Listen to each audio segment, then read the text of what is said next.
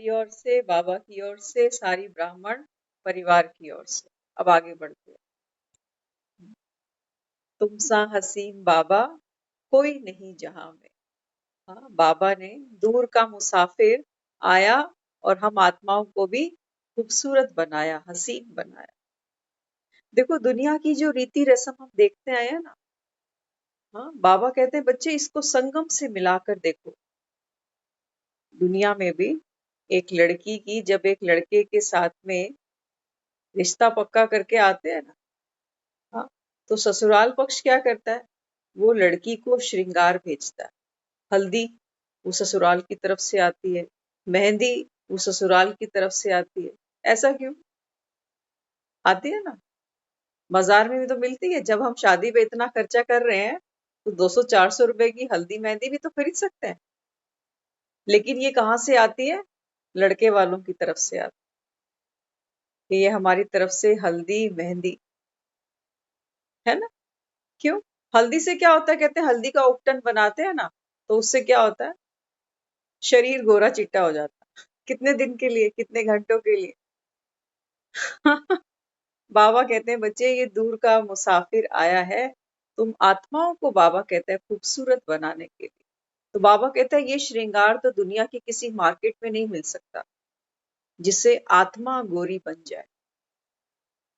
हम्म, शरीर के लिए तो कई उपटन है मार्केट, लेकिन आत्मा का श्रृंगार वो निराकार परमात्मा ही कराता।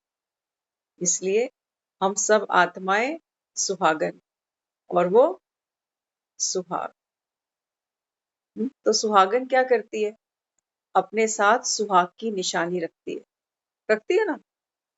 और कोई रखता है? सुहाग रखता है कभी पत्नी की कोई निशानी अपने साथ, कि गले में कुछ पहना हो, कुछ हाथों में पहना हो? कुछ भी नहीं। क्यों? ऐसा क्यों? हाँ, पूछते हैं ना कई लोग कि पति क्यों नहीं निशानी रखता, कि ये भी तो मैरिड है। ये भी तो मैरिड है, ये भी कुछ पहने ताकि समझ में आए कि भाई ये मैरिड है। बाबा कहते हैं बच्चे वास्तव में बात तो किसकी है? निराकार की। निराकार की बात। बाबा कहते हैं बच्चे मैं तो तुमको सुंदर सलोनी बनाने आया। वो बना के बाबा कहते हैं मेरा तो पाठ खत्म। क्योंकि साजन बन के वो श्रृंगार कर रहा है, पिता बनकर वो हमको संस्कार दे रहा है, पालना दे रहा है, माँ बनकर प्यार दे रहा है, भाई बनकर हमारी रक्षा कर रहा है विकारों से, बहन बनकर हमारे सारे दिल का हाल सुनता है, एक सहेली बनकर, एक फ्रेंड बनकर हमको मुरली के माध्यम से राय देता है, शिक्षा देता है कि देखो ये करो ये नहीं करो।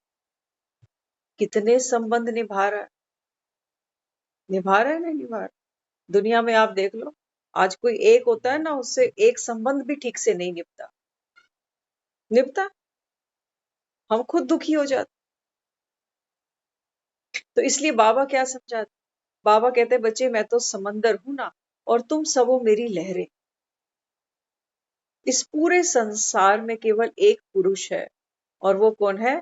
निराकार परम पिता परम आत्मा शिव। बाकी हम आत्माएं सब उसकी सजनिया। और संगम पर वो कहता है बस ये एक ही समय है जब आत्मा और परमात्मा का ये मंगल मिलन हो रहा है। हो रहा है ना। तो देखो सबसे पहले सुहाग की निशानी क्या देता है? पहला दिन कोर्स का करते हैं ना, ये पहली निशानी हमको देता है कि तू तो आत्मा है, तू मेरी है।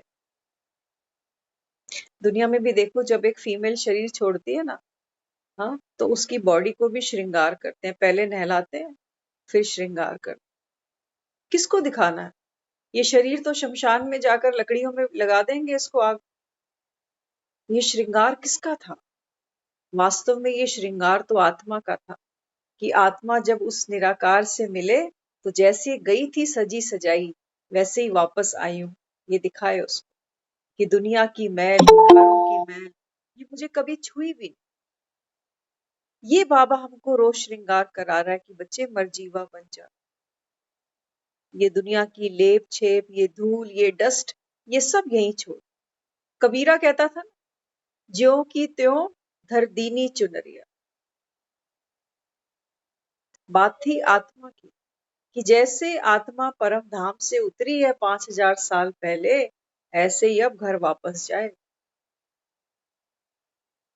ऐसे ही घर वापस जाए।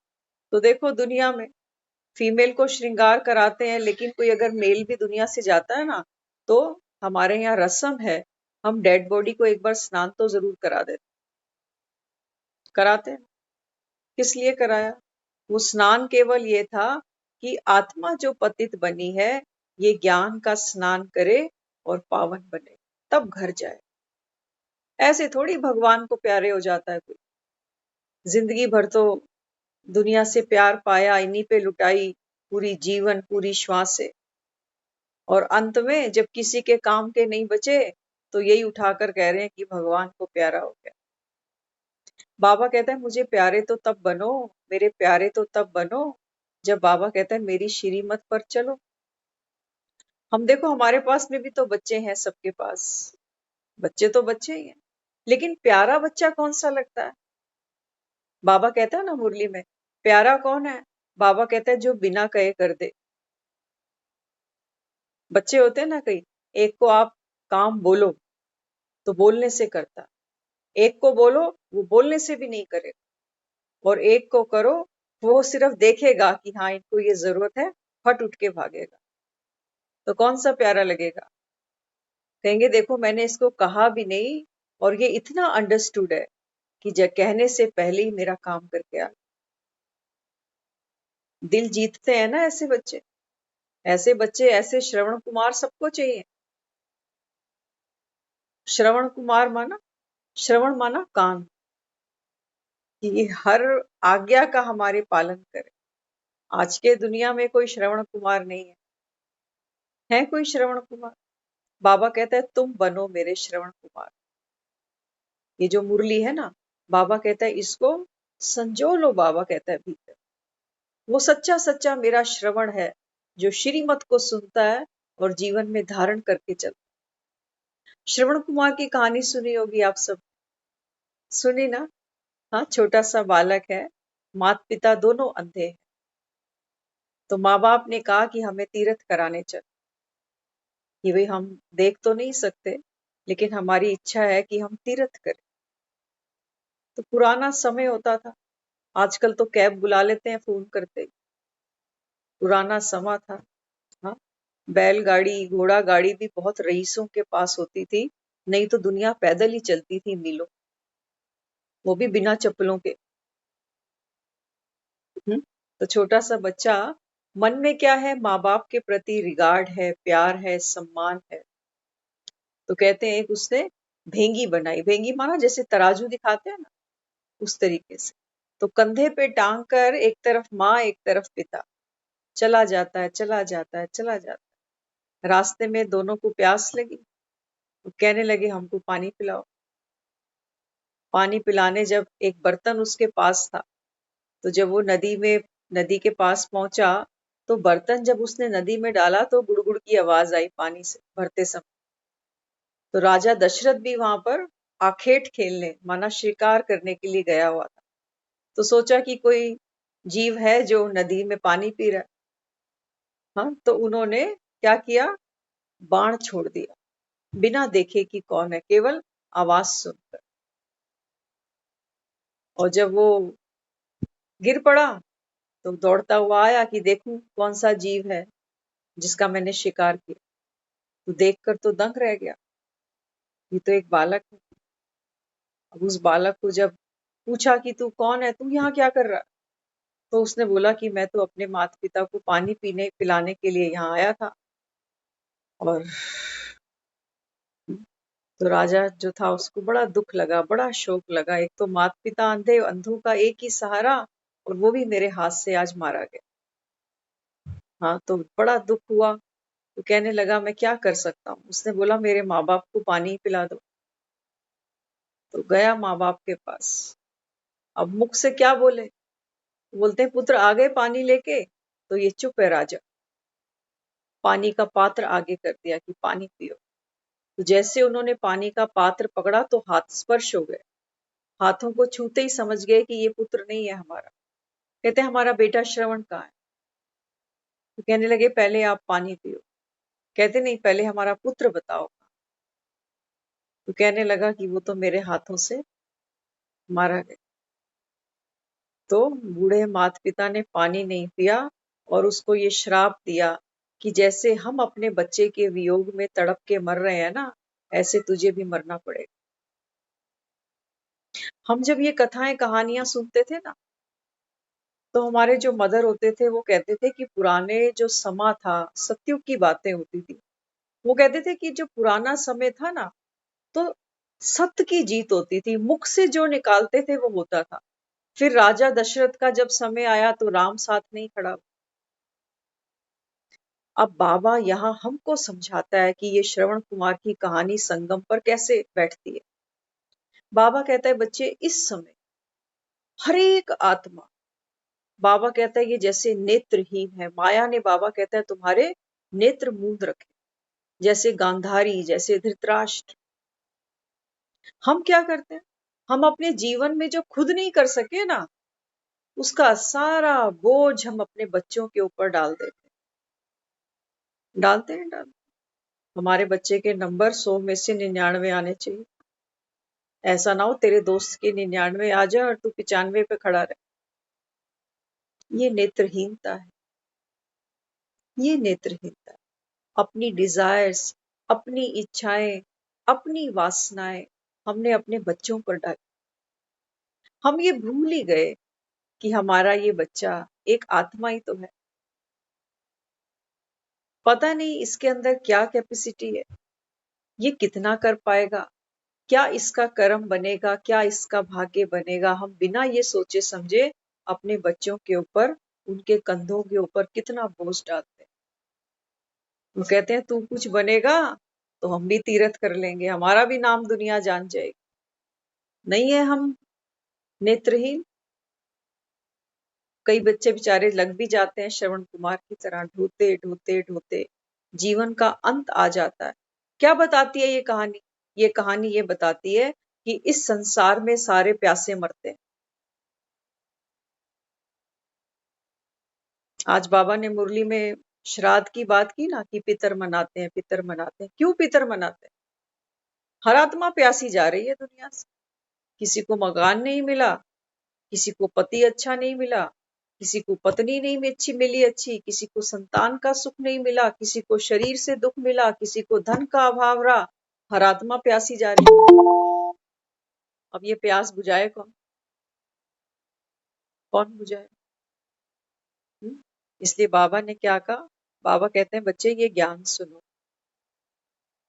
जो आत्मा इस ज्ञान को सुने वो सच्चा सच्चा श्रवण कुमार। बाबा कहता है बच्चे ये जब मेरे श्रवण कुमार बनते हो ना, तो बाबा हमारे कंधों से सारे बोझ हटा दे। हटाता है नहीं हटाता? हटाता है नहीं? दुनिया में बोझ रख रहे हैं लोग हमारे ऊपर, अपनी अपेक्षाओं का, अपनी उम्मीदों का, अपनी वासनाओं का, अपनी महत्वाकांक्षाओं का। बाबा सारे बोझ हटा देता है। बाबा कहता है तू निमित्त बन जा बस। कितनी विकटें हैं बाबा कहता है ये तुझे भी नहीं पता, कितने ओवर खेलने हैं ये तुझे भी नहीं पता। बाबा कहता है फिर क्यों इतना बोझ उठाया, क्यों उठाया? इसलिए सच्चे श्रवण कुमार हम।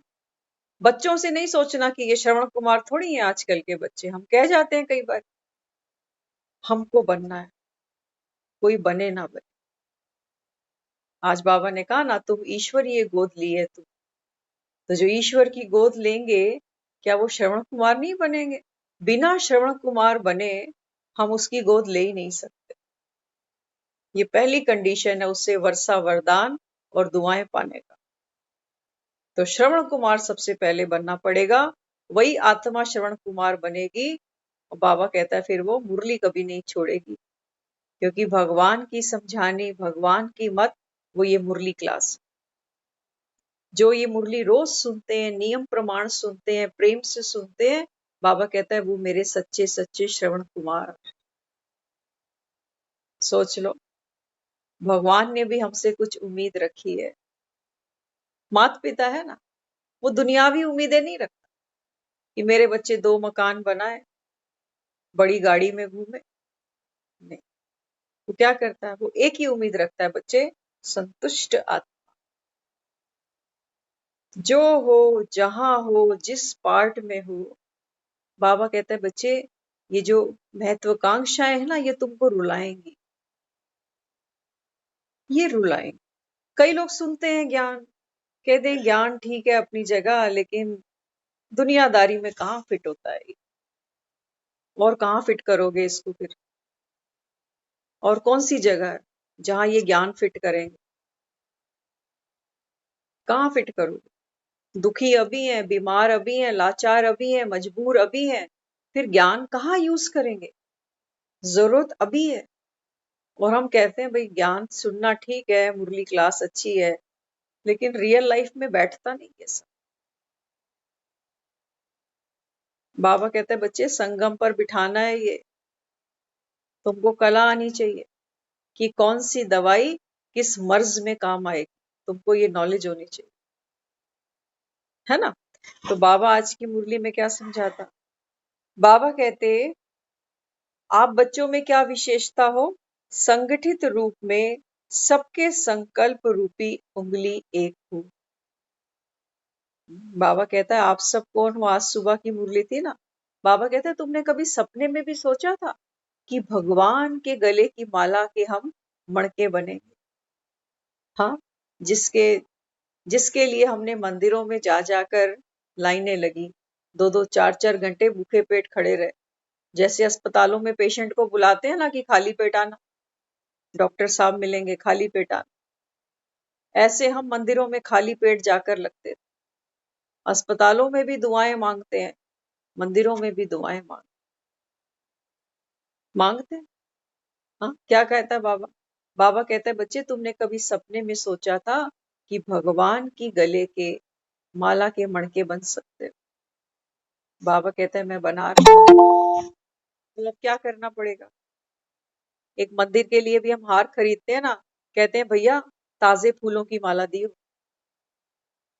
भले ही 20-25 रुपए फालतू ले ले, लेकिन बासे फूल नहीं चाहिए, कुम्हलाए हुए फूल नहीं चाहिए। बाबा कहते हैं बच्चे, तुम एक एक आत्मा, एक एक बच्चा, बाबा कहता है कैसे रहो? खिले हुए। मुरझाए चेहरे बाबा कहता है मुझे पसंद नहीं। आपने देखा होगा, फूलों को फ्रेश रखने के लिए क्या करते हैं? उनको पानी में रखते हैं, पॉट होता है ना, फ्लावर पॉट। हाँ, तो जो रियल फूल होते हैं, आर्टिफिशियल की तो बात ही मत करो, उसको तो 6 महीने में एक कपड़ा मार दो वो नया हो जाता है, लेकिन उसमें कोई खुशबू नहीं है, वो कभी बढ़ते नहीं है। बाबा कहते हैं मुझे कागज के, प्लास्टिक के फूल नहीं चाहिए, मुझे कैसे फूल चाहिए? बाबा कहते हैं रियल, जो खुद भी खिले और बाबा कहते हैं दूसरों को भी खिलाए। ऐसे फूल, बाबा कहते हैं जिनमें खुशबू हो, रूहानियत की। बनोगे? बनोगे? बाबा कहते अभी नहीं तो बाबा कहते हैं बच्चे फिर कभी नहीं, फिर दुनिया से ये फूल ही खरीदते रहना। लक्ष्मी पूजा करनी है तो कमल के फूल ढूंढते रहना, घर में पंडित जी को बुलाया है तो गेंदे के फूल ढूंढते रहना। देखो मंदिरों को सजाना, कीर्तन, जागरण, बिना फूलों के सफलता नहीं मिलती। यहाँ पर मिलती है, मंदिर सजाते हैं फूलों से। हाँ, जो मूर्तियां हैं मंदिरों में, देव आत्माएं, इनको भी फूलों से सजाते हैं। कारण क्या है? कारण क्या है? बाबा कहते हैं फूल क्या करता है? सबको आकर्षित करता है ना। फूल देख के मन खुश हो जाता है। आप भी देखो, आपके घरों में भी आपने गमले रखे होंगे, है ना? तो जब उसमें एक फूल खिलता है तो कितनी खुशी होती है। बच्चों को कहते हैं अरे तोड़ना मत इसको, कहते हैं ना, तोड़ना नहीं मेरे फूल को, बड़ी मेहनत से खिलाया है मैं। बाबा कहते हैं बच्चे, मैं एक एक फूल कितनी मेहनत से खिलाता हूँ। माया आती है, बाबा कहता है तेजाब डालती है तुम्हारी खुशी में, और बाबा कहता है तुम फिर से नीचे गिर जाते हो। तो फूल खिलता है ना, इसकी हिफाजत करनी पड़ती है। बिना खाद के फूल नहीं खिलते, खाद भी डालते हैं गमलों में। हाँ, तो बाबा कहते हैं बच्चे तुम जहां हो, जहां बैठे हो ना, बाबा कहते हैं इन परिस्थितियों को ऐसे समझो जैसे ये खाद का काम कर रही है। खाद में अगर वैसे आप खाद लेकर घर में रख दो तो आपको स्मेल आएगी, स्मेल आएगी। अगर खाद आप वैसे लेकर रख दो अपने ड्राइंग रूम, नहीं बैठ पाओगे। लेकिन उसी खाद को जब आप एक गमले में डालते हो, मिट्टी में उसको मिक्स करते हो ना, तो वही खाद पोषण देती है। फूल के अंदर जो फूल खिला है, जो खुशबू आ रही है ना, ये खाद की बदबू अब खुशबू दे रही है। परिवर्तन हो गया, कितना बड़ा मैजिक हो गया। वो बाबा कहता है तुम एक खाद मिट्टी में मिलकर इतना बड़ा मैजिक कर रही है। वो बाबा कहता है बच्चे तुम नहीं कर सकते। तुम अपने आप को कहते हो हम सर्वशक्तिवान के बच्चे। बाबा कहता है दुनिया वाले खाद ही सही, चलो कोई बात नहीं। लेकिन बाबा कहता है बच्चे जब ये तुम्हारा दिल दुखाते हैं, जब तुमको अपशब्द बोलते हैं, जब तुम्हारी ग्लानि करते हैं, बाबा कहता है क्या तुमको मेरी याद नहीं आती? दिल दुखता है ना तो किसकी याद आती है? जो सबसे प्यारा होता है, जो सबसे क्लोज होता है, उसी की याद आती है। तो बाबा कहता है ये तो फिर कितने भले हैं, बार बार तुम्हें मेरी याद दिलाते हैं। तो ये तो खाद का काम कर रहे हैं ना, है ना? तो बाबा क्या समझाते, यह अभ्यास तुमको कब होगा? कौन सा? बाबा कहता है सब बच्चों का संकल्प एक हो। बाबा कहता है एक रस स्थिति हो, एक ही लक्ष्य हो, एक ही संकल्प हो। बाबा कहता है ये अभ्यास तब होगा जब पहले व्यर्थ संकल्पों की समाप्ति करो। एक्चुअली जिनको बाबा व्यर्थ कहता है ना रोज मुरली में, वो मजे की बात है, वो हमको व्यर्थ नहीं लगते। वो कह रहा है क्योंकि उसकी दृष्टि बहुत ऊंच है। वो सोचता है देखो संसार में तुम कितने पापड़ पेलते हो, हमसे पहले हमारे बुजुर्गों ने पेले। वो ये सब करते करते करते करते दुनिया से चल बसे। अब हमारी बारी आई है, हम भी यही सब कर। व्यर्थ थॉट। अभी सुबह की बात है, आज एक प्लम्बर को बुलाना पड़ा सुबह। तो वो प्लम्बर कुछ पुराने ही है हमारे, जब भी उनको फोन करते हैं इमीडिएट आ जाते हैं। वो जो भी लगाना होता है मटेरियल सामान जो मार्केट से, वो खुद ही खरीदता है, लेबर भी ले जाता है, बस हम उसको पैसे थमा देते। तो आज देखो क्या हुआ, आज हम थे जल्दी में, सुबह हमको जाना था। तो शाम को जब हम आ रहे थे तो वो भाई हमको मिल गए, जो प्लम्बर भाई है। उसने हमको नमस्ते करी और कहने लगे कि भी भैया ने ना मुझे जो सामान आया वो पैसे दे दिए। भैया कहने लगे बाकी दीदी से बात कर लेना। मैंने बोला आपको बोलो क्या देना। तो कहने लगे मुझे आप 300 रुपए और दे दो। तो जब हम घर आए तो फिर भैया ने बोला, वो कहने लगे कि भाई ऐसे ऐसे प्लम्बर ना 500 रुपए मुझसे लेके गया हुआ। तो मैंने कहा हाँ मैंने उनको 300 रुपए भी और दिए। कहते तो सुबह तो हिसाब हो ही गया था उनसे, फिर 300 रुपए किस बात के लिए? अब वो भाई जो है वो सोच रहे हैं इसके बारे में। हमने एक ही बात बोली, मैंने कहा देखो 200-400 रुपए की क्या बड़ी बात है। मैंने कहा वो तो रोज आता है, कभी भी बुला लेंगे उसको। अब क्या सोचना 200-400 रुपए के पीछे। आपको लग रहा है मुझसे ज्यादा लेके गया, आपसे भी ले गया, मुझसे भी ले गया। मैंने कहा वो यहीं आ जाएगा, नेक्स्ट टाइम आएगा तो देखी जाएगी। क्यों सोचना इसके बारे में, क्यों सोच। तो हमको ये चीजें बहुत इंपॉर्टेंट लगती है, खासतौर से जब मनी मैटर्स आते हैं ना। तब ये 200-400 तो बहुत छोटा सा अमाउंट था। कई बार बहुत बड़े बड़े ऐसे ऐसे अमाउंट सामने आते हैं कि सोचने पर मजबूर कर देते। उस समय हमारे पास कोई ब्रेक नहीं होती गाड़ी की, कहाँ ब्रेक दें इसको, ये रुक ही नहीं रही। सोचो आप एक ऐसी गाड़ी में बैठो जिसकी ब्रेक फेल हो जाए, क्या हाल होगा? अल्लाह मालिक। हाँ।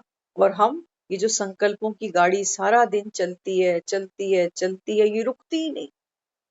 रात को भी दुनिया में जो लोग गाड़ियां चलाते हैं ना, ये जब घर आते हैं ना इंजन बंद कर देते हैं। देखो रेड लाइट पे भी लोग गाड़ियों का इंजन बंद कर देते हैं, कहते हैं फ्यूल वेस्ट होने से बच जाएगा। पेट्रोल, पेट्रोल महंगा है ना, उसकी वैल्यू करते हैं हम। और ये जो हमारी सोचन शक्ति है, इसकी कोई वैल्यू करते हैं हम अपनी बातें तो छोड़ो, हम तो दुनिया की भी बातें बार बार सुनते हैं, एक दो को सुनाते हैं, फलाने का ये, उसके घर में ये, इसका ये, वैसा ये। बिना ब्रेक की गाड़ी है, चले जा रही है, चले जा रही है, चले जा रही। शरीर से सो जाते हैं रात को बिस्तर पे, लेकिन ये फ्यूल बहता जा रहा है, बहता जा रहा है, बहता। प्राकृतिक जितने भी रिसोर्सेज है ना, आज सबको अवेयरनेस है। कहते हैं पानी बचाओ, जल है तो कल, कहते हैं ना, बिजली बचाओ, कहते हैं। हम देखो अपने कमरों में बैठे हैं, एसी कूलर पंखे हम सब चलाते हैं, लेकिन हमारे घर का तो एक सिस्टम ऐसा है कि अगर हम एक सेकंड के लिए भी कमरे से बाहर जाएंगे ना, तो हमारे जो फादर साहब हैं वो तुरंत आके स्विच ऑफ करें, कहेंगे इसको बंद करो, आप जब कमरे से बाहर हो ये क्यों चल रहा है। कहेंगे हम 1 मिनट में तो आ ही रहे थे वापस, कहते नहीं आप इसको बंद करके जाओ। उनका ये रूल है, और हमको अब ऐसी आदत पड़ गई कि अब हम 1 सेकंड भी जाते हैं ना, हम पहले इसको बंद करते हैं ना। क्यों, हमें पता है बिजली के बिल हमको भरने पड़ेंगे। हम अपने बच्चों को भी कहते हैं, हाँ सिलेंडर भरवाते हैं, कहते हैं सिलेंडर बड़ा महंगा है, क्यों वेस्ट करना। कोई सब्जी बनाते हैं, छोले राजमा करते हैं, तो पुराने लोग तो भिगो के रखते थे, कहते थे कि सिलेंडर बचेगा।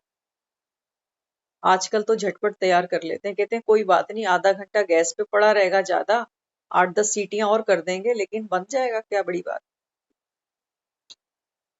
तो हम क्या है, हम पैसों की वैल्यू करते हैं, हम पानी की वैल्यू करते हैं, बिजली की वैल्यू करते हैं, सिलेंडर की वैल्यू करते हैं, लेकिन हम ये जो सारा दिन सोचते हैं, हमारे जीवन की हमारी नजरों में कोई वैल्यू नहीं है। हमारी श्वासों की हमारी नजरों में कोई वैल्यू नहीं। भाई देखो, श्वास तो लेनी, ऐसा तो नहीं है कि कोई काम नहीं कर रहे तो इनको रोक के बैठ जाएंगे, ये तो चलती जा रहे हैं। सोओगे तब भी चल रही है, रोएंगे तब भी चल रही है, हंसेंगे तब भी चल रही है। ये बिल तो हमारा फटे जा रहा है, इसको तो हम नहीं रोक सकते। लेकिन बाबा कहता है बच्चे, संकल्प की शक्ति को पहचान। आपकी संकल्प की पावर, बाबा कहता है, इस सारी सृष्टि को बदल सकती है, सारी सृष्टि को बदल सकती है।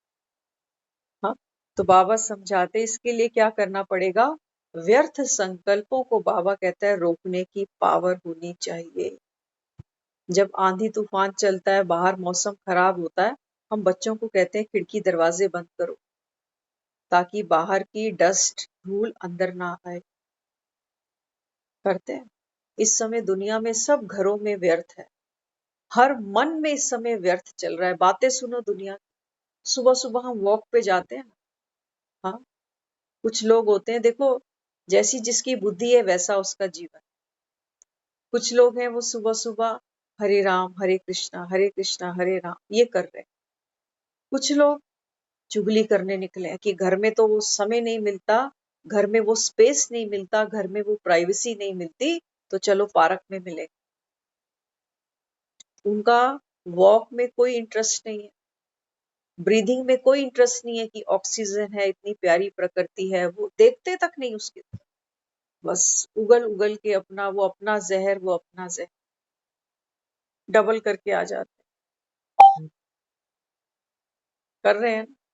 इसलिए बाबा कहता है बच्चे, केवल अभी क्या करो, श्रवण कुमार बनो। श्रवण कुमार वो आत्मा, बाबा कहता है, जो व्यर्थ के लिए अपने कानों को बंद करे।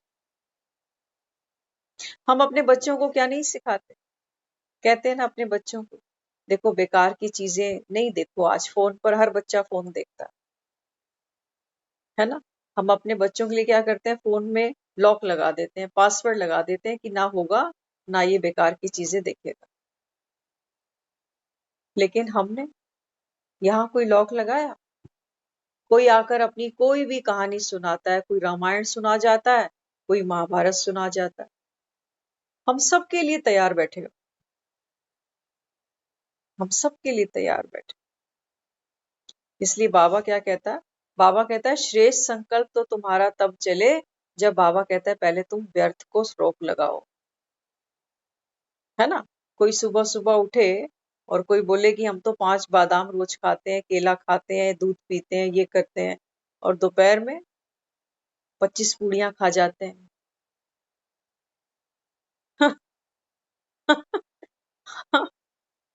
देखो, एक कोई डाइटिंग करता है ना, तो डाइटिंग सिर्फ ये नहीं होती कि सुबह सुबह की डाइटिंग है, बाकी सारा दिन आलू के पराठे भी खाएंगे, चिप्स भी खाएंगे, बर्गर भी खाएंगे। ऐसा नहीं होता। हमारा ये योगी जीवन, ये योगी जीवन सिर्फ सुबह 4 बजे का नहीं कि सुबह 4 बजे उठे, बाबा को नमस्कार करी, मैं बाबा का बच्चा, बाबा की गोद में, बस। उसके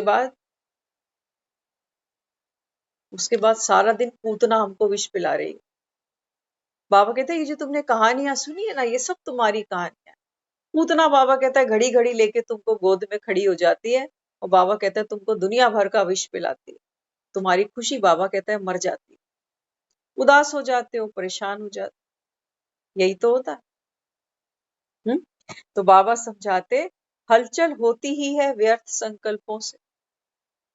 देख लो, ये छोटी बातें नहीं समझना। आज दुनिया में ऐसे कितने लोग हैं जो डिप्रेशन का शिकार है। हमारी 70% बीमारियां ना हमारा नेगेटिव व्यर्थ सोचने के कारण बन जाती। बाबा क्या कहता है? बाबा कहते हैं बच्चे, जीवन में जो हलचल आती है, उदासी आती है ना, इसका कारण क्या है? व्यर्थ की सोच। जो बातें बीत चुकी, जिनमें अब हम कोई परिवर्तन कर भी नहीं सकते चाह कर भी, उनको सोच सोच कर मन दुखी हो रहा है। किसी प्यारे ने दुनिया में शरीर छोड़ दिया, लेकिन आज मन फिर भी दुखी हो रहा है। आ तो नहीं सकता वो, आ तो नहीं सकता। बाबा कहता है बच्चे, जिसको तुम याद करते हो ना दुखी हो, बाबा कहता है ये वाइब्रेशन उस आत्मा तक जाती है।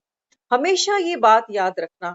जैसे हम फेस टू फेस मिलते हैं, आपस में जो कम्युनिकेट करते हैं ना, जैसे एक बोल रहा है, आप अभी सुन रहे हो ना, ऐसे ही जब कोई भी आत्मा मुख से नहीं बोल रही, लेकिन भीतर संकल्प चल रहा है, संकल्प माना थॉट, विचार, तो जब हमारा किसी के भी प्रति विचार चलता है ना, वो आत्मा पूरी दुनिया के किसी भी कोने में बैठी होगी ना, वो उसको कैच करती है।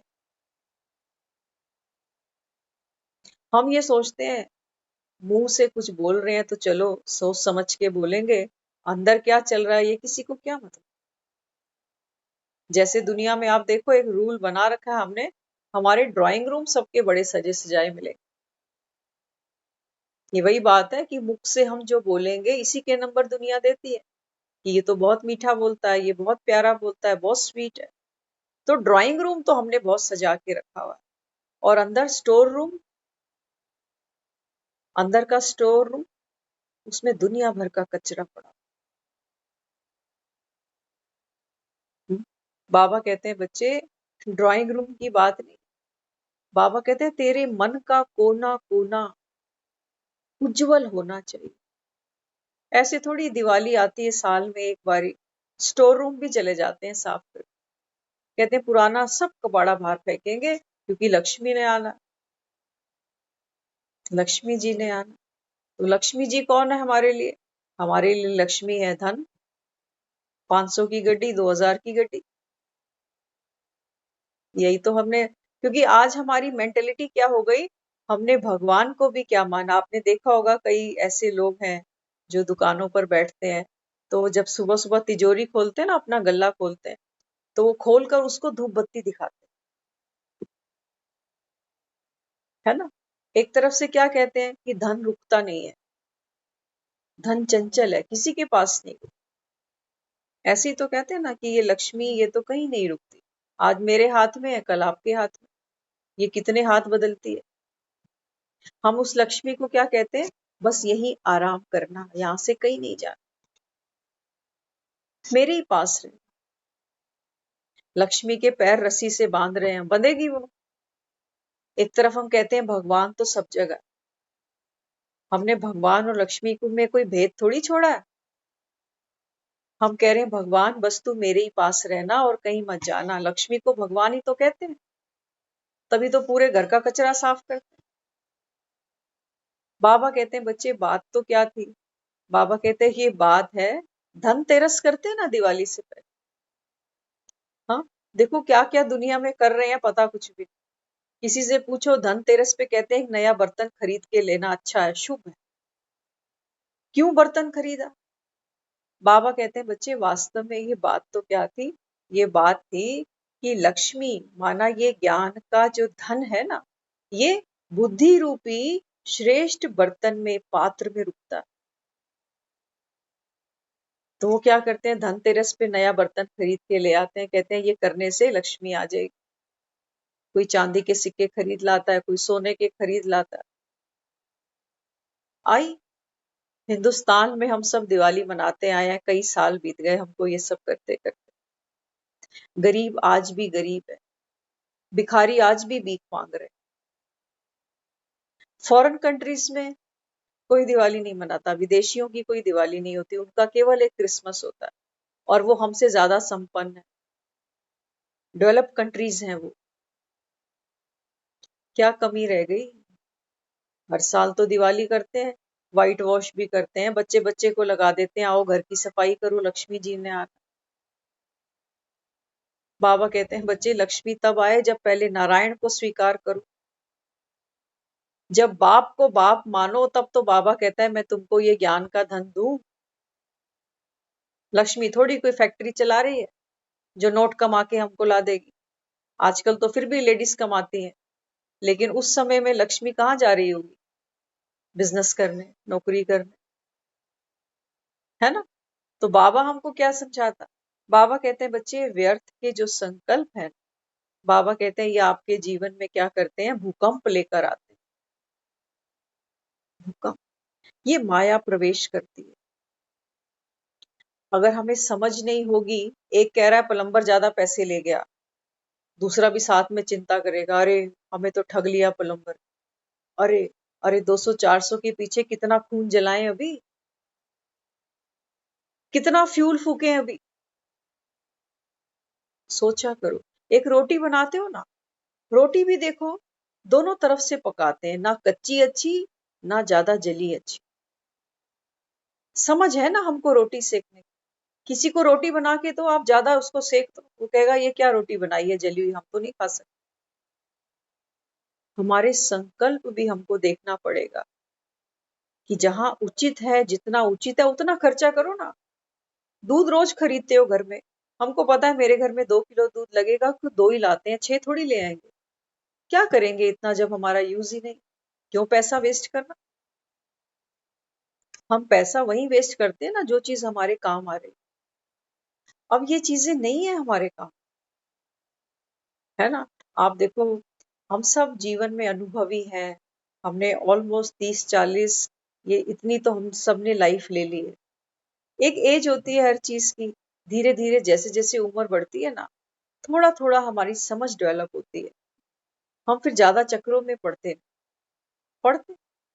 हाँ, छोटी छोटी बातों पर आपस में लड़ना झगड़ना, तेरी मेरी रस्साकशी, ये चीजें हमको, क्योंकि डिपेंड सारा किस पर करता है, हमारी सोच पर भी, और जिन लोगों के साथ हमारी उठक बैठक होती है उन पर। क्योंकि संघ का बाबा कहता है आपके जीवन में बहुत बड़ा इफेक्ट आता है, प्रभाव पड़ता है।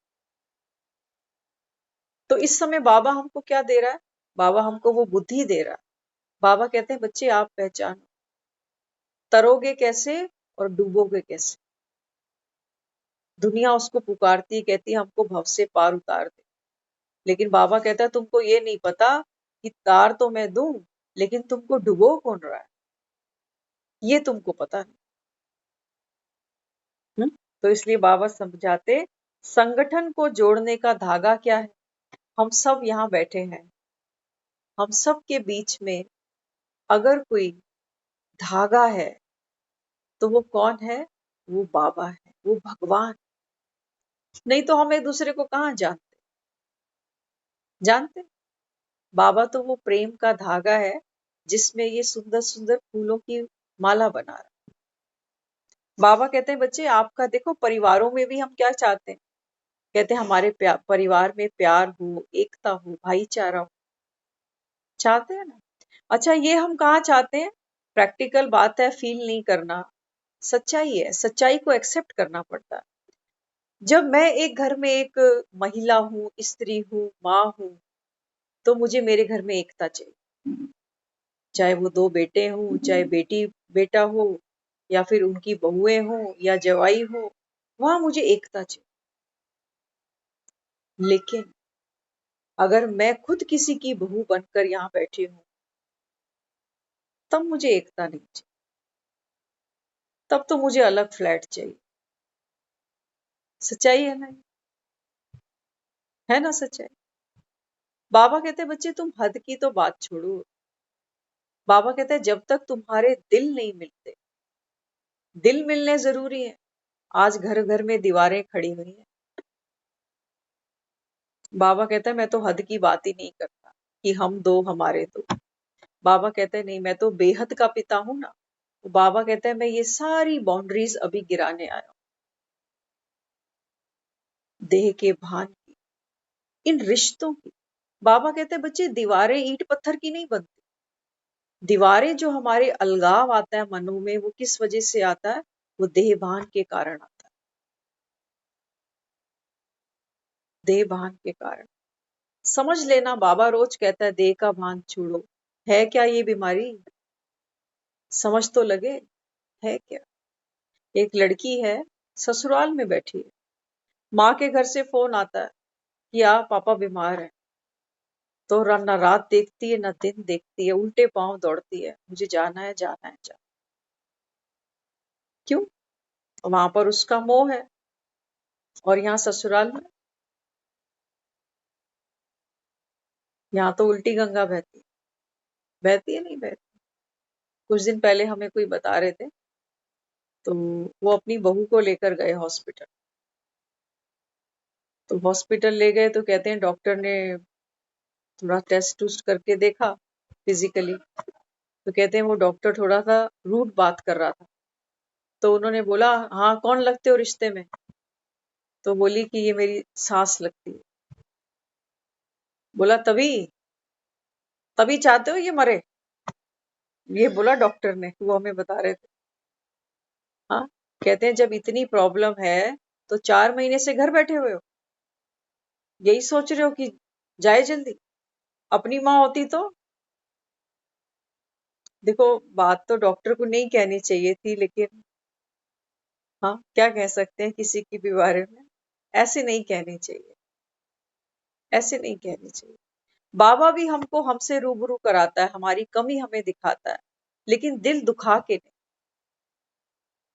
दिल दुखा के नहीं। किसी का दिल दुखाया, अब उसको उसका चेहरा दिखा रहे हैं। अब उसमें उतनी ताकत नहीं है कि वो खुद को बदल पाएगा। बाबा हमको भी हमारा चेहरा दिखाता है, नो डाउट। अपना चेहरा असली देखेंगे तभी तो हम सोचेंगे कि अच्छा ये कमी मेरे अंदर भी थी। मैं तो बेकार सामने वाले से ही उलझता रहा पूरा जीवन, है ना। तो बाबा क्या करता? बाबा कहते हैं बच्चे आपके बीच में कौन है? स्नेह का धागा। बाबा कहते हैं स्वयं भगवान। किसने कुछ गलत भी किया, लेकिन संगठन प्रमाण उसने जो किया उसका भी जरूर कोई भाव अर्थ होगा। देखो बाबा, हम घरों में बैठे हैं ना, अपने घरों के अंदर हमको स्वर्ग बना। सारे ज्ञान नहीं सुनेंगे आपके घरों में कि आप सोचें कि सारे पोंगा पंडित बनने वाले हैं, नहीं। बाबा कहते हैं बच्चे आप सुन रहे हो ना, आप मेरे श्रवण कुमार। तो बाबा क्या समझाता? बाबा कहते हैं बच्चे अगर घर में, हमारे परिवार में किसी छोटे ने, किसी बड़े ने, किसी पड़ोस के ने, या किसी डॉक्टर ने हमको ये बोल भी दिया, हाँ बाबा कहते हैं फिर क्या करना पड़ेगा? क्या करें? अब उस डॉक्टर के पास तो जाए नहीं, कहेंगे ये तो बड़ा नामुराद डॉक्टर है।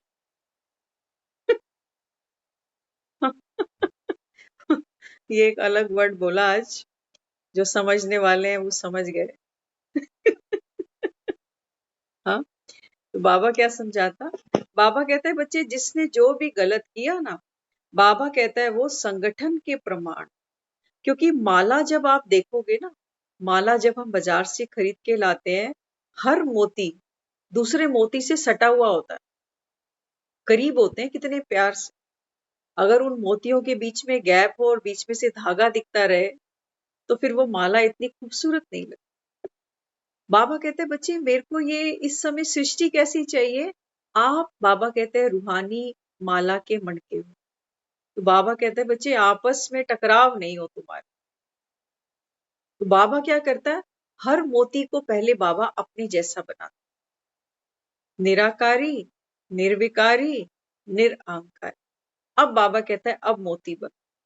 तो जो आत्मा में ये 3 क्वालिटीज होंगी, वो किसी के संस्कार स्वभाव से डिस्टर्ब नहीं होगी। वो हर मोती को अपने समीप आने देगी कि बाबा ने सिलेक्ट करके मेरे पास भेजा है ना, इसको आने दो। आप देखो हमारे घर में कितने लोग रहते हैं, 3 4 5, इससे बड़ी तो हमारी आज फैमिलीज नहीं। लेकिन इनके बीच में भी रहना हमको ऐसा फील होता है कई बारी जैसे दम घुट रहा आता है। मेरे मन में कई बारी साल में एक बारी 4 दिन बाहर जाएंगे सांस लेने के लिए। कई बार लोग ऐसे कहते हैं भगवान 4 दिन की छुट्टी मुझे भी मिले तो मैं भी सांस ले लूं। जैसे सांस रोक कर 1 साल से चल रहे। क्यों? क्यों? काम तो हम सब कर रहे हैं। परिवार में सबसे पहले उठते हैं, बच्चों का, परिवार का, तीनों टाइम खाना बनाना, घर परिवार देखना, रिश्तेदारियां निभाना, हम सब कर रहे हैं। कर रहे नहीं कर रहे, हमको कोई छूट थोड़ी है। हमारा कोई संडे थोड़ी आता है। दुनिया के संडे आते हैं, हमारा कोई संडे नहीं है, क्योंकि संडे को भी भूख लगती है। पेट को कहाँ पता है कि आज संडे है। अब ये करते करते करते करते आत्मा क्या करती है, वो सोचती है मुझे कब मुक्ति मिलेगी, मेरा कब संडे आएगा। हमारी तो आज वो हालात है, हम कहते हैं हमें बीमार होने का हक नहीं है। जी हमारी करेगा कौन? औलाद ऐसी है 2 मिनट पास बैठ के राजी नहीं, इनको काम बहुत करने। करियर तो जिंदगी में यही बना रहे हैं, औरों ने तो आज तक बनाए है ना। यही कहानी है ना हर घर की। तो बाबा क्या समझाता? बाबा कहते हैं कि बच्चे, हर एक आत्मा को आप प्यार से एक्सेप्ट करो। श्रवण कुमार को दिखाया ना, लौकिक माता पिता के पीछे जो अंधे हैं उनको तीर्थ कराने ले जा रहा है।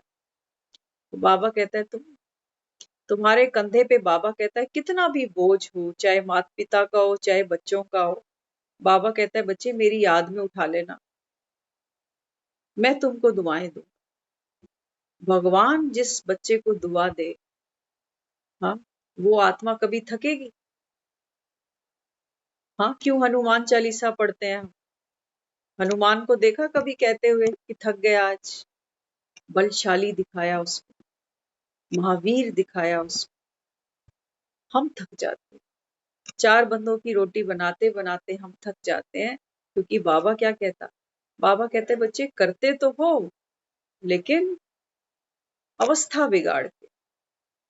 रोटियां तो थप देते हैं, क्या करें, थपनी है। कब तक होटल ढाबे से मंगाते फिरेंगे, वो तो थपनी ही पड़े। लेकिन बाबा कहता है रोटियां थपते थपते, बाबा कहता है तुम्हारी खुशी वो गायब ना हो जाए। ये बाबा कहता है मेरी दुआएं हैं। अगर खुशी कायम है, माना बाप की दुआ साथ साथ चल रही है, दुआ साथ साथ चल रही है। तो इस समय बाबा कहता है वहां उसके संस्कारों को भी रहमदिल दृष्टि से देखते हुए इसमें भी कोई कल्याण होगा। इसको साथ मिलाकर चलने में ही कल्याण, जिसको हम दुनिया में आज क्या कहते हैं, एडजस्ट करो। कहते हैं अपनी बेटियों को भी यही कहते हैं, बच्चे एडजस्ट कर एडजस्ट कर। वो कहती है मम्मी कितना करूं, मुझसे नहीं होता, आप ही करो, ये अपने बस की बात नहीं है, मुझे अलग करा दो, नहीं तो मैं यहीं बैठी हूँ। है ना। आज हमारी एडजस्टमेंट पावर क्या है? एडजस्टमेंट पावर को हम क्या समझते हैं, माना दबना, कि मैं क्यों दबूं। एक स्प्रिंग होती है ना, पेन की स्प्रिंग आपने देखी होगी, उस स्प्रिंग को आप एक बार दबाओ, अब दबा के उसको रखो, जितनी देर आप दबा के रखोगे आपको शक्ति लगानी पड़ेगी, प्रेशर लगाना पड़ेगा। कितनी देर दबा पाएंगे? हाथ कभी तो हटाना पड़ेगा। तो जैसे ही हाथ हटाओगे वो स्प्रिंग उछल के बाहर जाएगी, है ना। इसलिए एडजस्टमेंट का मतलब ये नहीं है कि दबना। ये धरती जिस पर आप और हम बैठे हुए हैं, वेट बढ़ाए जा रहे हैं खा खा के, खा खा के, क्या ये धरती बेचारी एडजस्ट कर रही है? इसको तो हम कहते हैं धरती माँ, कहते नहीं कहते, गुरुत्वाकर्षण। तो धरती में क्या है? धरती के अंदर पावर है, जिसको हम कहते हैं गुरुत्वाकर्षण, सबको थाम लेती है। आप एक फ्लोर और भी बना दो ना अपने घर में, ये दुखी नहीं होगी। 2 फ्लोर और बना दो, ये वो भी थाम लेगी। इसको कहते हैं पावर। ये होती है सहन करने की शक्ति। हम कहते हैं सहन करने की कमजोरी नहीं, सहन शक्ति। लेकिन सहन करना क्यों है? मजे की बात, कई बार हम गलत चीजों को भी सहन कर लेते हैं। हमें सहन करना क्या है, सहन क्या नहीं करना, ये हमको पता होना चाहिए। क्योंकि हम ज्ञान सुन रहे हैं ना, अभी बाबा हमको श्रवण कुमार बना रहा है, तो क्या सहन करें और क्या ना करें। हाँ, बाबा कहते हैं कि बच्चे, तेरे भीतर कोई कमी है, इसको सहन नहीं करना। अलबेलापन है, आलस है, नींद है, बाबा कहते हैं यहां पर कोई टॉलरेट नहीं करना, इसको चेंज कर। और हाँ, बाबा कहते हैं सहन कहाँ करना है, बाबा कहते हैं दूसरी आत्माओं के संस्कार स्वभाव को। जीवन में बाबा कहता है कोई परीक्षा आई, कोई पेपर आया, बाबा कहता है वहां डट कर सामना कर। लेकिन अपने अंदर कोई कमी है ना, वहां पर ये नहीं कि हम सहन कर लें, कोई बात नहीं, कल से कर लेंगे, आज तो हो नहीं पा रहा। वहां बाबा कहता है कोई मार्जिन छोड़ना नहीं। और बाबा कहता है जब दुनिया तुम्हारे सामने खड़ी हो जाए, तो बाबा कहता है वहां झुक जाना, हार मनी, हार मनी। हाँ, आज देखो हम रिश्तों में कितनी कश्मकश है आज। रिश्ते निभाना भी जैसे एक काउंसलिंग करने वाली बात आ गई आज घरों में। लोग काउंसलिंग करते हैं रिश्ते निभाने के लिए कि कैसे ये रिश्ते ठीक चले। बच्चे आज शादियां करते हैं, थोड़े महीनों में पता चलता है डिवोर्स लेने वाले, है ना। तो बाबा यहाँ अपने को क्या समझाता, बाबा समझाते कि बच्चे एडजस्टमेंट माना, एडजस्टमेंट मुझको इसलिए करना है कि ये रिश्ता मुझे प्यारा है, इसलिए करना, और कोई कारण, रिश्ता मुझे प्यारा है मैं कर रही। हम सुनते थे एक लेडी थी, उसने कंप्लेंट की अपने पति से कि शादी को 20-22 साल हो गए। पति ने बोला नौकरी छोड़ो, अब घर देखो, बस घर देखो, परिवार देखो, मम्मी पापा देखो, बच्चे देखो। अब वो लेडी 22-20 साल से करती गई, करती गई, करती गई, लेकिन फ्रस्ट्रेशन थी अंदर। तो जब कोई एक दिन सामने आया तो स्प्रिंग उछल गई। उसने बोला मैं जब से इस घर में आई हूँ, बस तब से करे जा रही, करे जा रही, मेरा करियर खत्म कर दिया आप, मेरे हाथ बांध के रख दिया आपने कि बस घर को देखो, परिवार को देखो, मेरी अपनी कोई आइडेंटिटी नहीं। हाँ, तो वो जो 20-22 साल किया ना, वो करते भी दुखी है। थे तो अपने ही बच्चे, थे तो अपना ही पति, थे तो अपने ही सास ससुर, लेकिन वो सब करते भी 20-22 साल का जो जीवन जिया, वो कैसे जिया, दुख में, निराशा में। क्यों करना है हमको एडजस्ट, क्यों मैंने नौकरी छोड़ दी? मैंने नौकरी इसलिए छोड़ी ताकि मेरे घर बैठने से मेरे रिश्ते, मेरा रिश्तों में जो प्यार है वो मैं बांट सकूं, इन रिश्तों से मैं वो सुख मिल सके मुझे, जो शायद दफ्तर में 10 घंटे काम करने से मैं इनसे दूर हो जाती। लेकिन वो सुख नहीं मानते ना, वो सुख नहीं मानते। तो एडजस्ट क्यों करना है? एडजस्ट करना है हमारी अपनी चॉइस की वजह से। पति ने कहा नौकरी छोड़ दो, गलत तो नहीं कहा। हो सकता है कई बार ऐसे रीजंस बनते हैं, पति काम नहीं करते, वो औरत को ही कमाना पड़ता, वहां पर भी औरत डिप्रेशन में चली जाती है कि मैं जब से आई हूँ कमा भी रही हूँ, घर भी देख रही हूँ, है ना। तो जीवन में क्या सीन आएगा, क्या परिस्थिति सामने आएगी, बाबा कहता है बच्चे, पास आने में क्या है कल्याण, परिवार को परिवार हमको बनाना, है ना। तो कोई आत्मा का संस्कार स्वभाव कैसा भी है, बाबा कहते हैं बच्चे रहम दिल बनकर, रहम की दृष्टि देते हुए बाबा कहता है साथ मिलाकर चलने में कल्याण। नहीं तो होता क्या है, हम दूर तो हो जाते हैं, अलग जाके तो बैठ जाते हैं, है ना। हमें कुछ समय के लिए ये भी लगता है हमारी लाइफ स्मूथ हो गई, इतने लोगों का काम करने से हम बच गए, ऐसा लगता है। लेकिन हमारी आत्मा में जो एडजस्टमेंट करने की ताकत बढ़नी थी वो नहीं बढ़ती। आप देखना लेडीज के साथ कई बार ऐसा होता है, समय ज्यादा नहीं लेंगे क्योंकि अभी आधी मुरली छूट ना जाए बीच में, क्योंकि एग्जाम्पल्स नहीं आएंगे सामने तो फिर फायदा नहीं मुरली है ना। कुछ लेडीज होती हैं, वो जो सुबह का शेड्यूल है खासतौर से वर्किंग का, घर भी टिफिन भी, फिर जो पीछे छूटते हैं घर में उनके लिए भी कुछ ना कुछ करके जाना पड़ता है, फिर ऑफिस का भी प्रेशर रहता है। तो कई बार कलीग से बातें करते, कहते हैं हमारी क्या लाइफ है, सुबह उठते हैं हमें यही नहीं पता हमने सब्जी में नमक डाला है कि नहीं डाला, जैसे बनी बस बांध के ले आते। देखो सामने वाले ने कितनी प्यारी बात बताई। उसने बोला ये जो आप अभी कर रहे हो ना, सुबह उठकर जल्दी जल्दी काम करना, घर देखना, मेड भी चक्कर में नहीं पड़ते हो, आपकी मेड के चक्कर में कौन खड़ा रहेगा, तो अपने हाथ से सब काम कर लेते हो। कहते हैं आपको नेगेटिविटी दिख रही होगी कि कोई हेल्पिंग हैंड नहीं है मेरे पास, लेकिन देखो आपको मिल क्या क्या रहा है। हमारा शरीर एक मशीन है, जैसे हम चलाएंगे ये चलेगा, बैठ जाएंगे तो बैठ जाएगा, फिर दुखी हो जाएंगे। तो सबसे पहले क्या किया, हमने इस मशीन की ऑयलिंग की, सर्विस की, इसकी, इसको चलाते जा रहे है ना। खड़ी गाड़ी बंद पड़ जाती है, जाम हो जाती है। तो हमने सबसे पहले क्या किया, अपने शरीर से वो सब किया जो हम कर सकते हैं, हम कैपेबल है। दूसरा, हमने अपने संबंधों को जो हमारा देना बनता था, एक प्रोटेक्शन, एक प्यार, वो हमने उनकी सेवा के रूप में की। तो देने में क्या है, बाबा कहते हैं बच्चे देने में खुशी होनी चाहिए तुम्हें, रो के नहीं देना। दान वो जो बाबा कहते हैं दिल से दिया जाए, रो के दान नहीं किए जाते, है ना। तो क्या किया, हमने अपने संबंधों को एनर्जी दी, हमने अपने शरीर को ताकत दी। और तीसरी मजे की बात, बाबा कहता है कि सोचो अगर जीवन में कोई लक्ष्य ही नहीं है, दुनिया ऐसी भी बहुत पड़ी है जो रात को सोती है ना, सुबह उठने का उनका कोई समय नहीं होता, कोई काम ही नहीं, ना बच्चे ना परिवार, कुछ भी नहीं है, पड़े हुए हैं बस।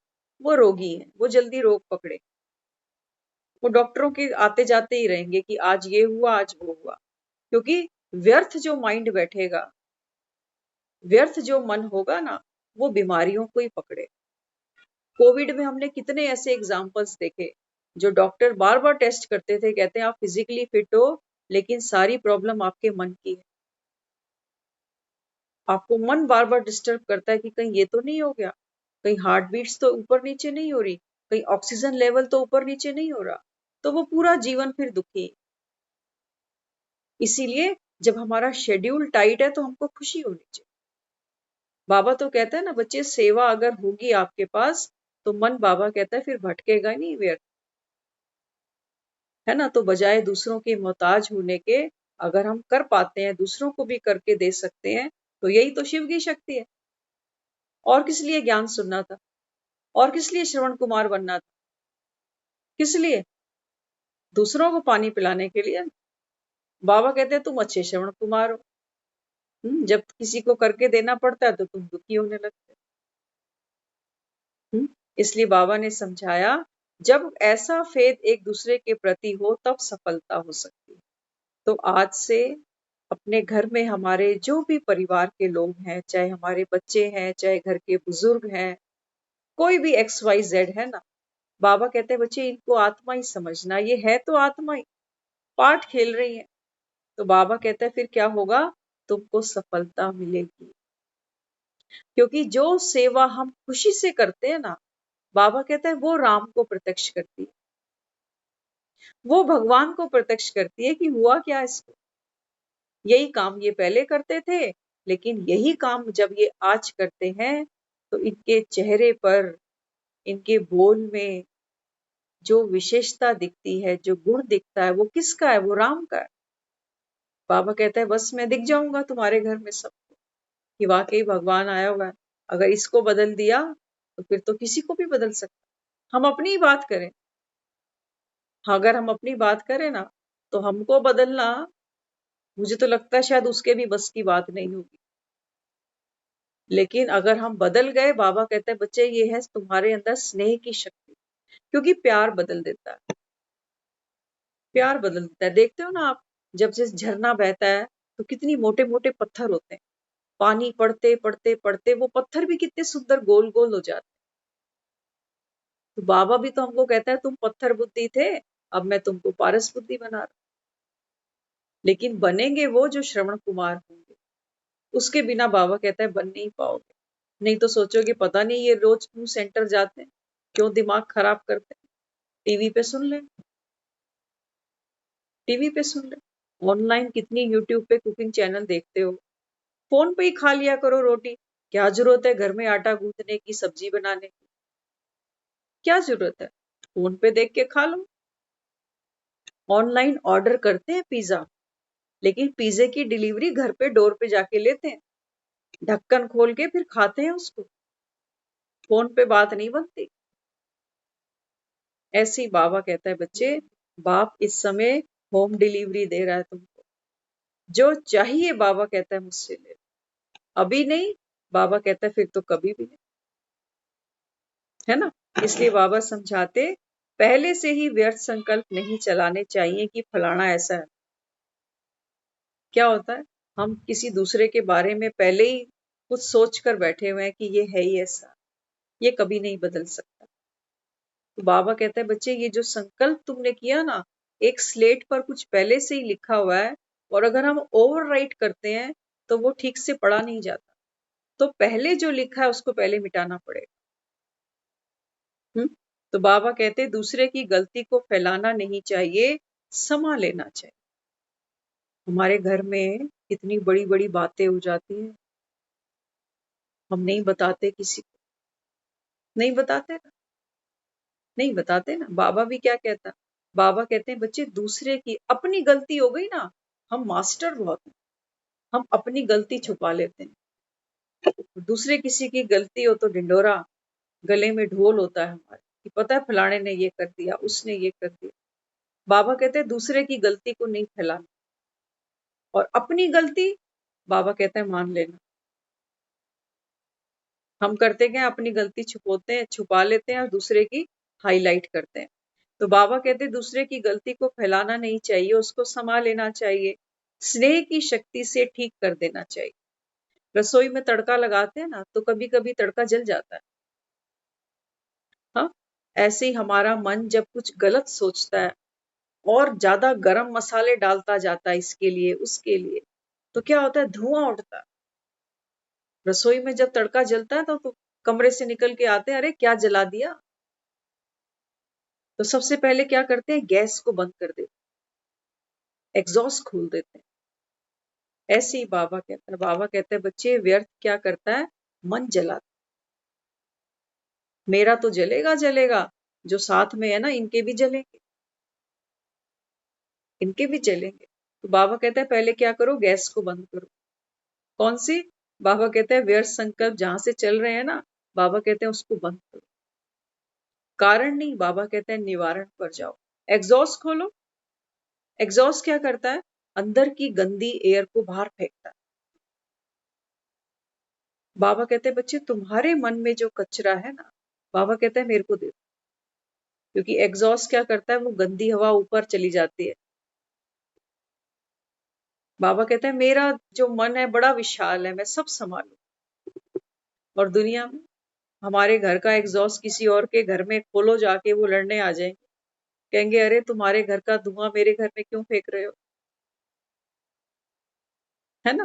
तो इसलिए बाबा समझाते, जैसे लौकिक रीति भी घर की बात बाहर नहीं करते, एक ने कुछ बोला तो दूसरा क्या करता है, स्वीकार करता है। सामना करने की शक्ति ब्राह्मण परिवार के आगे यूज नहीं, माया के आगे यूज करती। देख लो बाबा ने क्या कहा। बाबा कहते हैं कि बच्चे, सामना करने की शक्ति, फाइटिंग फोर्स, बाबा कहते हैं ये तुमको माया के आगे यूज करनी है, विकारों के आगे। ऐसे नहीं कि दूसरी आत्माओं के आगे सामना करने खड़े हो जाओ, नहीं तो बाबा कहता है विक्रम और बनते जाएंगे तुम्हारे। करने हिसाब किताब चुकतू थे, लेकिन बाबा कहता है फिर और बढ़ाते जाते हो। इसलिए एक ने कुछ बोला तो दूसरा क्या करे, चुप। एक चुप, बाबा कहता है हजार सुख। हमने क्या किया, कोई ताली बजाने आया था, हमने अपना हाथ रोक लिया। तो बाबा कहता है बच्चे आपने देखो कितनी सेवा की। पहले बाबा कहता है खुद शांत स्वरूप हूँ, तो अपने घर बैठे रहे आप, है ना। कोई लड़ता है ना, हम कहते हैं चलो अंदर चलो, आप अंदर चलो, आप अंदर चलो, वो जाने को तैयार नहीं। वो कहता है पहले इसको अंदर कर। बाबा कहता है जब आप शांत स्वरूप बने रहे, माना आप घर के अंदर आ गए। अब बाबा कहता है ये जो अकेला है, जो आपको बुलाता है कि आ, बाहर आ, सुन मेरी बात और जवाब दे मेरा, क्योंकि मैं तो गुस्से में हूं, मैं तो परवश हूं, मैं तो भूतों के वश हूं। तो बाबा कहता है फिर ये बेचारा अकेला कब तक बोलेगा। एक भूत, बाबा कहता है, ये भी धीरे धीरे क्या करेगा, शांत हो जाएगा। तो मैंने अपने कर्मों को बिगड़ने से बचा लिया, अपने मूड को बिगड़ने से बचा लिया, अपने कर्म को, अपने भाग्य को बिगड़ने से बचा लिया। और यही यही काम मैंने इस आत्मा के साथ भी किया। इस आत्मा ने भी क्या किया, अपने मूड को और ज्यादा स्पॉइल होने से बच गई, क्योंकि दो ये बोलता, चार मैं बोलती, चार मैं बोलती तो आठ ही बोलता, बात तो बढ़नी ही थी। तो एक अपना हाथ रोककर जो सुख मैंने खुद को दिया, वो अल्टीमेटली मैंने इसकी झोली में भी डाल दिया। तो बाबा कहता है देखो यही तो तुमको करना, यही तुमको करना है। ऐसे ही बाबा कहते हैं माया हारेगी और कोई रास्ता नहीं। तो बाबा कहते हैं रहम दिल बनकर उस आत्मा को भी क्या करो। बाबा कहता है शांति के, ज्ञान के छींटे भले ही संकल्पों से देते चलो।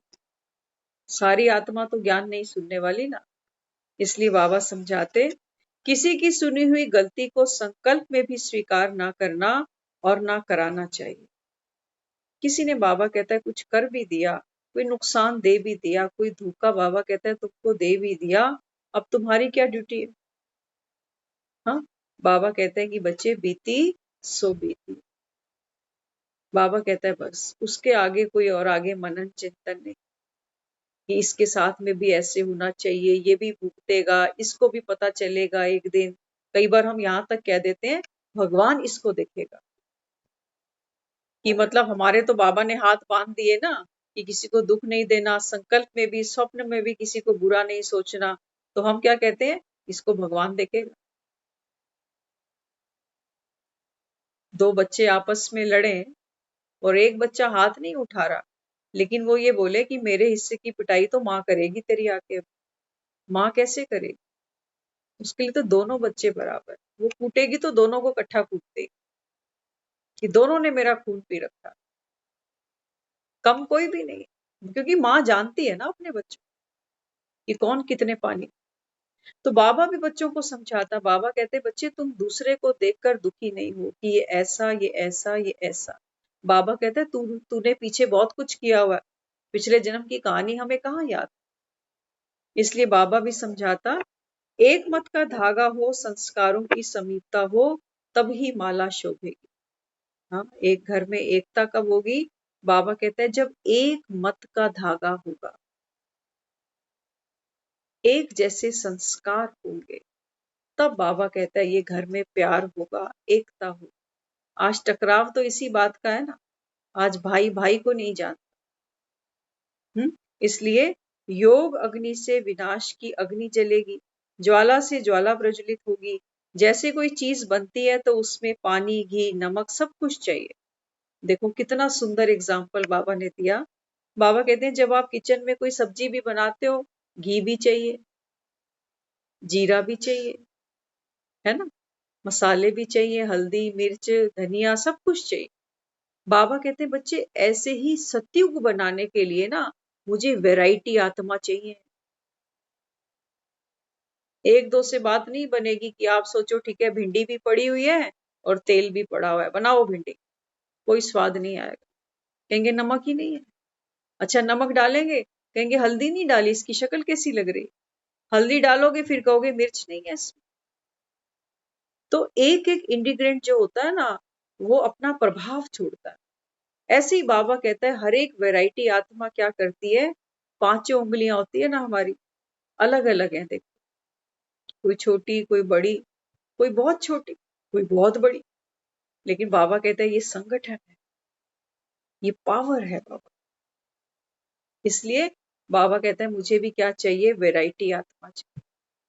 इसीलिए हर एक आत्मा को बाबा कहता है क्या हो, बाप की प्रत्यक्षता हो। प्रत्यक्षता ना भी हो, बाबा कहता है कम से कम कानों तक ये मैसेज जरूर जाए कि इस समय संगम युग चल रहा है और स्वयं निराकार परम पिता परमात्मा ब्रह्मा के द्वारा एक नई सृष्टि का सृजन कर रहा है। तो बाबा कहते वैसे हर एक में अपनी अपनी विशेषता है, लेकिन यहाँ तो सर्व की विशेषताओं का संगठन चाहिए। पांचों उंगलियां हैं, ये 5 तत्वों को डिस्क्राइब करती हैं। पांचों उंगलियां हमारी 5 तत्वों से हमारा शरीर बना हुआ है। देखना क्या कुदरत है ये इतनी खूबसूरत। 70% हमारे शरीर में पानी है, मिट्टी भी है, हवा भी है, अग्नि भी है, आकाश भी है। पांचों चीजें एक दूसरे की ऑपोजिट है कि नहीं है? अग्नि और हवा जल नहीं सकती। अगर आग जल रही हो और हवा चल रही हो तो आग कहाँ जलेगी? जलेगी। अगर मिट्टी हो और ऊपर से आप पानी डाल दो तो मिट्टी रुकेगी। लेकिन ये हमारा जो 5 तत्वों का शरीर है, देखो कितना सुंदर ये बैलेंस है। ऐसे ही बाबा कहता है बच्चे, सत्युग के निर्माण के लिए भी मुझे क्या चाहिए, संगठन चाहिए। ऐसे थोड़ी गोवर्धन उठाया उसने, गोवर्धन दिखाया ना, एक छोटी सी उंगली पे गोवर्धन उठाया और नीचे सारे गोपी ग्वाल खड़े और अपनी अपनी सहयोग की उंगली सब दे रहे हैं। तो आप और हम सब यहाँ बैठे हैं, लेकिन हम इस समय भगवान की वो मददगार आत्माएं हैं जो कलयुग का पहाड़ उठाने के लिए उस परमपिता परमात्मा की सहयोगी बनी है। वो सुख हमको देने आया है, उसको कोई मतलब नहीं है, क्योंकि सत्युग में उसको नहीं बैठना। बाबा कहते हैं बच्चे करो और पाओ। इसलिए जो सच्चे श्रवण कुमार होंगे ना, बाबा कहता है वो मुझे अपनी सहयोग की उंगली जरूर दें। तो हम सब वो श्रवण कुमार हैं जो भगवान इस समय आया है उसकी श्रीमत पर चल निकले हैं।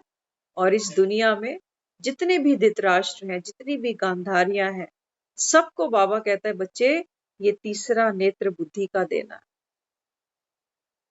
बाबा ही देगा, लेकिन बाबा कहते हैं मैं निमित्त तुमको बना दूं, क्योंकि हम भी कौन है, मास्टर रूहानी सर्जन।